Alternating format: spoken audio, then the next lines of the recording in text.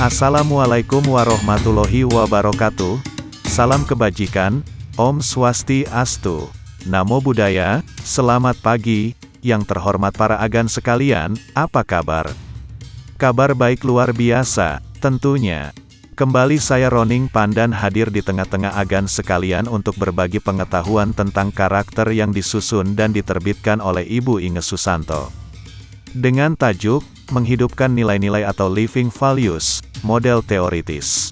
Seperti biasa, sediakan dulu kopi atau teh panas, sekalian dengan makanan kecilnya serta jangan lupa kencangkan sabuk keselamatan masing-masing. Untuk kali ini, helmnya gak perlu dipakai.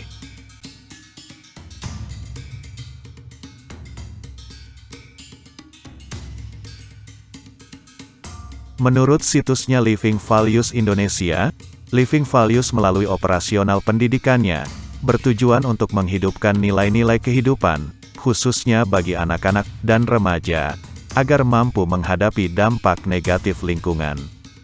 Dalam bahasa lainnya adalah, membentuk kepribadian, sifat, sikap dan nilai-nilai khususnya bagi anak dan remaja. Kemudian, teori yang digunakan bagaimana? Topik pembahasan dalam pemaparan ini, diawali dengan, bagaimana terbentuknya sifat, sikap, perilaku dan kepribadian, kemudian teori belajar, menurut pendekatan behaviorisme, Uri Bronfenbrenner dan model teoritis living values, terakhir diskusi di ruang komentar, nantinya.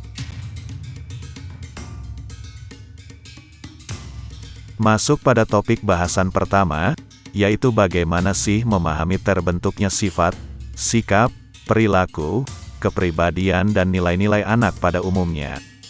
Teori apa saja yang digunakan, dan bagaimana teori itu digunakan. Untuk itu, mari kita lihat lebih dahulu arsitektur antropologi manusia yang disampaikan oleh Bapak Fidelis Waruwo. Menyebutkan bahwa, sejatinya dalam diri seorang manusia terdapat roh, adalah bagian dari keilahian yang melulu kemurnian, yang memiliki 3 sifat dasar, abadi, kasih dan damai. Kemudian psike, adalah spiritual yang telah mengambil bentuk dalam badan, sehingga tubuh ini menjadi tubuh manusiawi. Jiwa mempunyai kualitas dasar, kognitif, afeksi atau emosi, psikomotor. Serta yang terakhir adalah badan, adalah tubuh yang telah dilengkapi dengan jiwa, di mana sifat-sifat naluri dan nafsu berakar dan bergelora. Sehingga kemudian manusia disebut sebagai makhluk fisik, psikis, sosial, dan spiritual.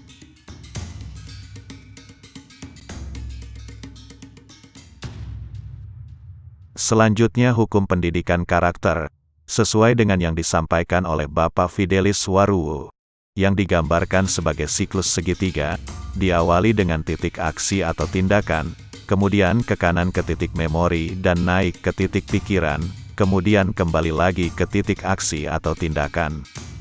Bekerjanya seperti berikut, bahwa etika tidak dibawa dari lahir, tetapi dilatih, seperti misalnya disiplin jujur dan sebagainya, akan tergantung dari pengalaman berbuat mempraktekkannya. Bila dia berbuat disiplin, jujur atau perbuatan baik lainnya, maka dia akan dihargai, yang akan menyenangkan hatinya. Sebaliknya jika perbuatan yang dilakukannya jelek, maka dia akan dimaki-maki. Ini semua direkam dalam memori. Rekaman ini tidak bisa keluar lagi. Dari memori ini kemudian mempengaruhi pikiran, pikiran akan menentukan tindakan berikutnya. Oleh karena itu penting sekali untuk memenuhi memori dengan hal-hal yang positif. Dengan demikian akan membangun mindset positif juga. Demikian siklus hukum pendidikan karakter ini berputar berulang-ulang, hingga kemudian menghasilkan kebiasaan berbuat baik.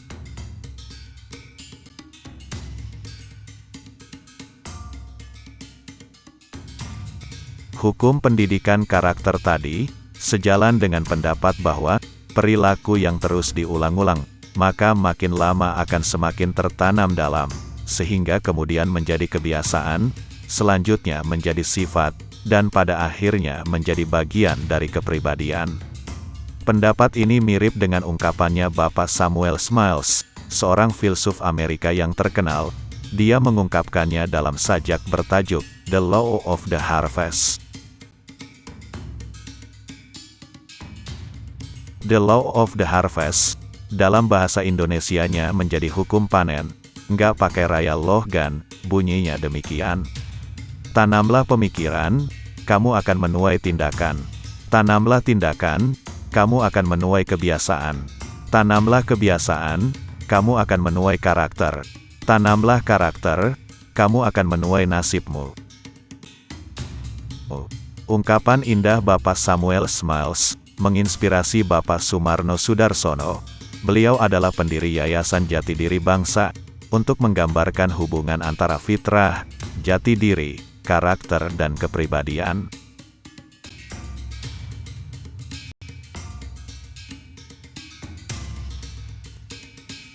Bagaimana suatu kebiasaan dibangun?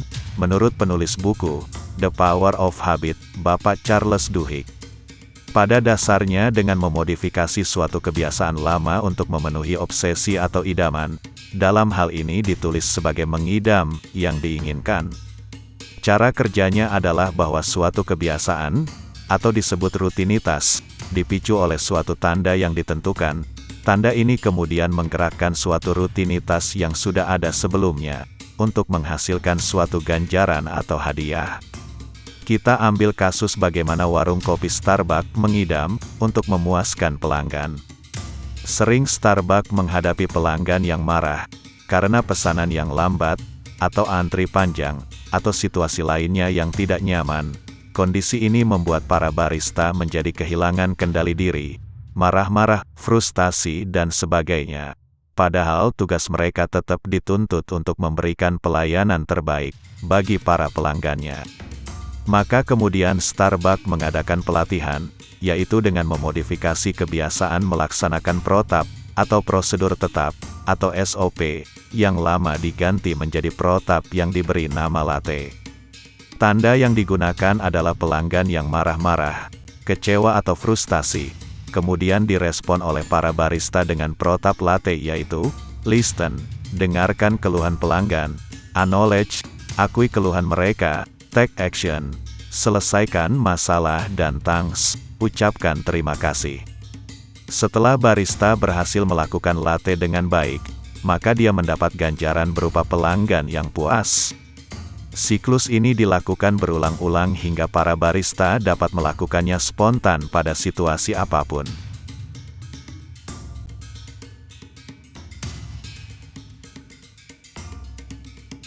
Senada dengan aturan emas perubahan kebiasaan, Bapak Duhigg, ada pendapat yang menyatakan bahwa upaya penanaman nilai harus dilakukan terus-menerus tanpa henti-henti dan bersama-sama, dengan kesabaran dan berjalannya waktu.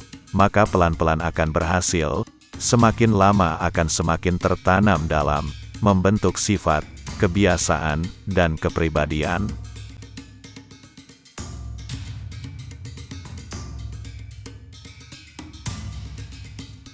Ternyata kekuatan pikiran akan mempengaruhi kita.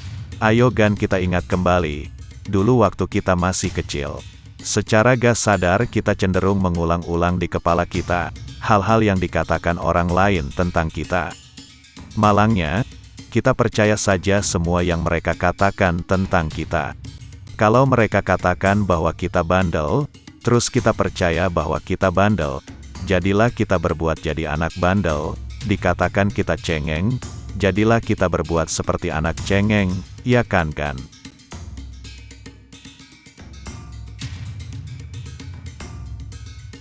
Pada sisi yang lain, kita juga percaya bahwa kita memiliki kualitas-kualitas baik, yang menurut mereka kita miliki. Setelah beranjak remaja, kita bekerja keras untuk meyakini, bahwa hal-hal buruk yang mereka katakan tentang kita, dapat kita ubah, benar nggak sih?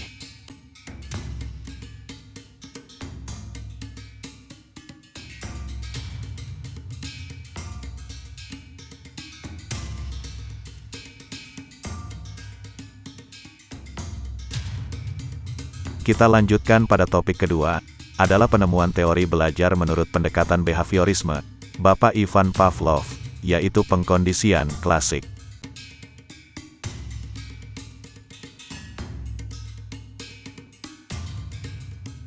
Pengkondisian klasik adalah suatu proses belajar yakni bahwa stimulus netral dapat memunculkan respon baru setelah dipasangkan dengan stimulus yang biasanya mengikuti respon tersebut. Pengkondisian klasik ini ditemukan oleh Bapak Ivan Pavlov, fisiolog dari Rusia, ketika sedang melakukan penelitian mengenai proses produksi air liur pada anjing. Beliau melihat bahwa anjing tersebut tidak hanya merespon berdasarkan kebutuhan biologis atau rasa lapar saja, tetapi juga merespon berdasarkan dari proses belajar, yang kemudian disebut sebagai pengkondisian klasik. Dalam ilmu psikologi, pengkondisian klasik digunakan sebagai terapi untuk mengubah perilaku individu.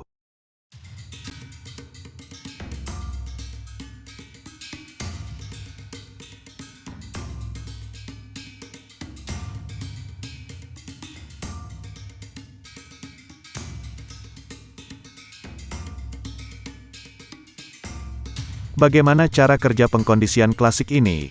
Proses pengkondisian klasik terjadi atas 3 tahap. Sebelum itu, kita lihat dulu yang terjadi sebelum pengkondisian. Saat anjing diberikan makanan, spontan anjing menjulurkan lidahnya, keluarkan air liur.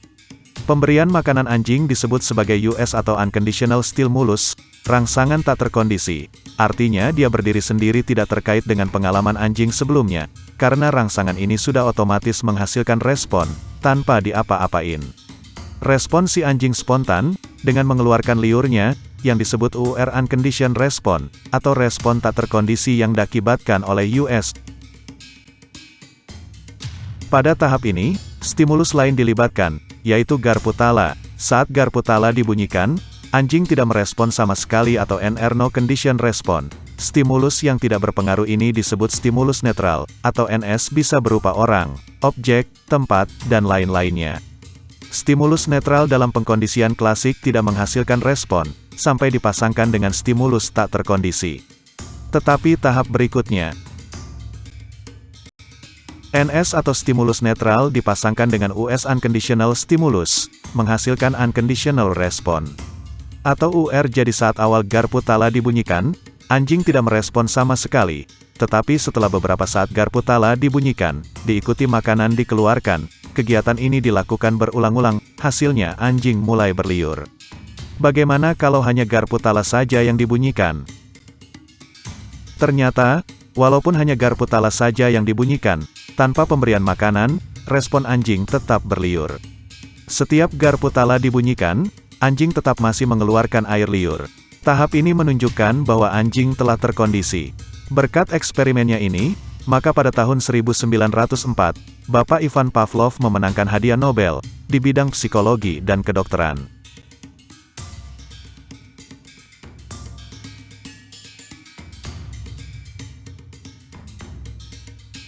Apa kontribusi pengkondisian klasik pada kita?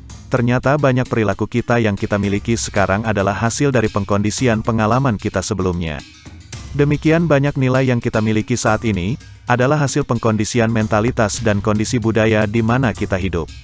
Contohnya antara lain, perilaku merokok, akibat pengkondisian jantan, perilaku menganggap lantai bersih, adalah hasil pengkondisian harumnya Wipol.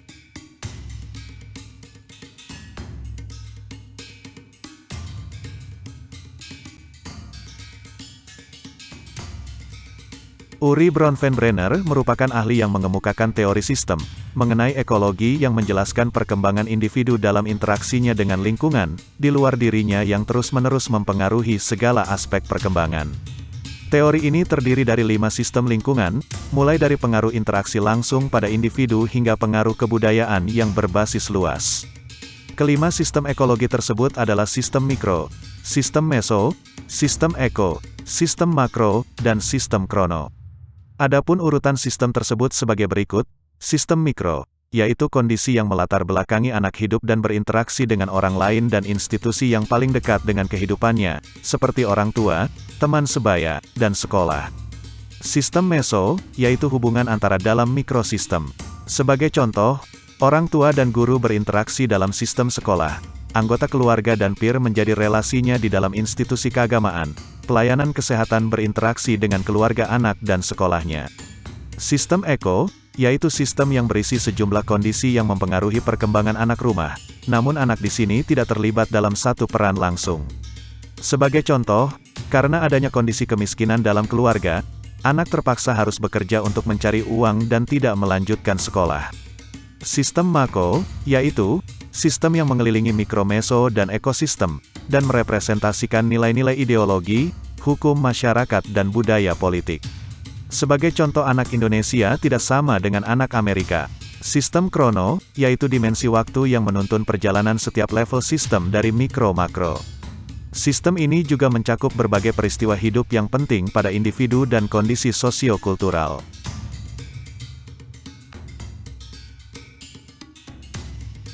Manusia adalah makhluk sosial, bahwa manusia saling mempengaruhi satu sama lain, di dalam setiap interaksi. Cara-cara apa yang efektif untuk mendorong dan membangun perilaku yang positif? Yaitu dengan cara manajemen kontingensi. Manajemen ini mengatakan bahwa dorongan yang positif akan meningkatkan perilaku. Ketika seseorang mengalami sesuatu yang positif untuk satu perilaku tertentu, maka kemudian perilaku tersebut akan meningkat. Jangan lupa berikan pujian. Model teoritis Living Values mencoba menjelaskan bagaimana teori-teori terdahulu digunakan sebagai model dalam melaksanakan Living Values Education.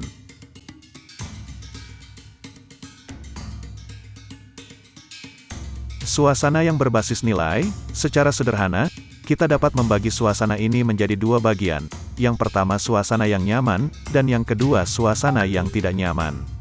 Suasana yang bersifat nyaman antara lain, adalah suasana yang penuh dengan perhatian, penghargaan, positif, aman dan sebagainya. Sebaliknya adalah, suasana yang mempermalukan, mencekam, menakutkan, mengancam, menghukum dan lain-lainnya.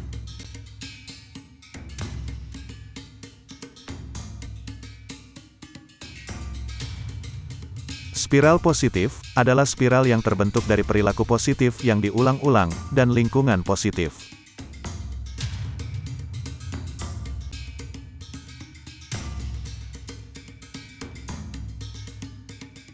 Demikian pula spiral negatif, adalah spiral yang terbentuk dari perilaku negatif yang diulang-ulang, sampai membentuk kebiasaan, dan lingkungan negatif.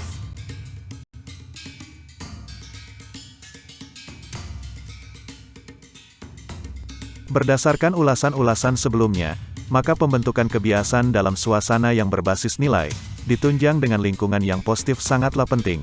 Oleh karena itu, mulai sekarang juga, mari kita semua membiasakan berperilaku positif, baik dalam lingkungan kerja kita masing-masing, maupun lingkungan sekolah-sekolah kita. Ayolah, gak ada ruginya kok.